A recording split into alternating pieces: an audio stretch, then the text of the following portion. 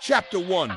The Invisible Student at Riverview High School. No one really noticed Anya Malik. She sat in the third row from the back, never raised her hand, and always submitted homework early. She never caused trouble, never spoke loudly, never joined after-school clubs. But Anya wasn't dull.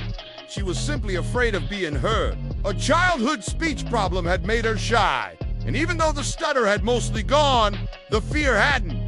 So she listened, observed, wrote poems in a notebook, and dreamed of saying something, anything that mattered. But every time she thought about speaking in front of others, her palms sweat and her voice hid behind her ribs. Chapter 2.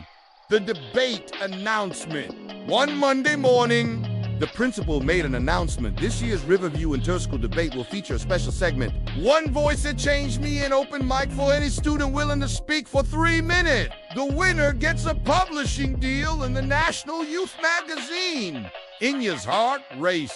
3 minutes! She had pages to say. But when she looked around, everyone else seemed excited, confident, rehearsing, pairing up. She stuffed the thought into her backpack with her poetry journal and walked away. Chapter 3. The list. That Thursday, during lunch, her English teacher, Ms. Durrani, approached her gently. I've read your poems. They're not just good, they're brave.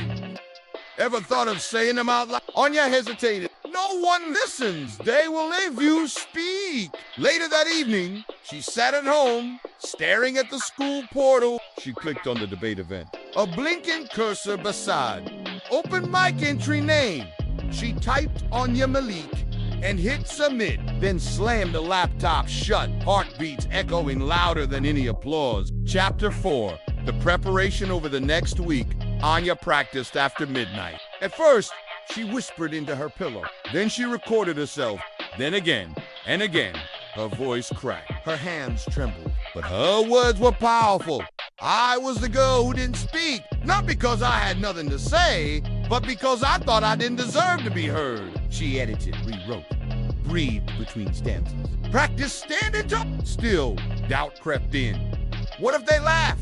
What if I freeze? What if I forget? But each time, she whispered back, what if I don't? Chapter 5. The moment the auditorium was packed. Parents, teachers, students from 3 schools. Anya sat backstage, gripping her paper. Names were called. Speakers walked on, confident and clear. Then, our final open mic speaker. Please welcome Anya Malik. She felt her legs go weak. She stepped out anyway. The mic stood taller than she expected. The lights were hot. Her paper shook. She took a breath and spoke. Chapter 6. The voice.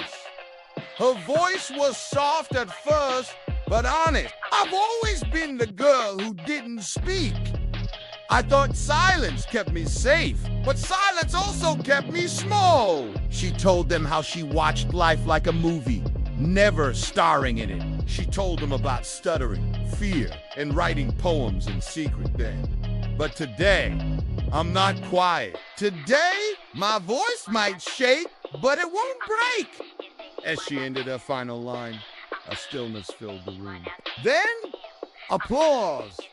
Loud, real, from every corner. Chapter 7. The aftermath. A week later, the results came in. Anya didn't win first prize, but her speech went viral after a student posted it online. Thousands of views, messages from strangers. You spoke for me. I thought I was the only one. Thank you for being brave. Ms. Durrani showed her an email. Your piece will be featured in next month's National Youth Magazine. You didn't just speak, you inspired. Epilogue.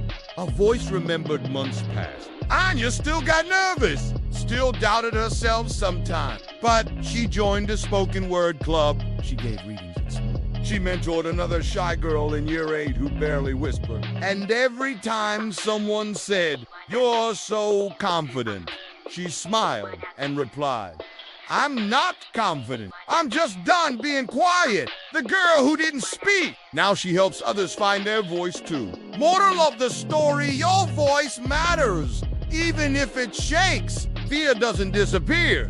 But courage grows louder with every try. What you keep inside might be exactly what someone else needs to hear.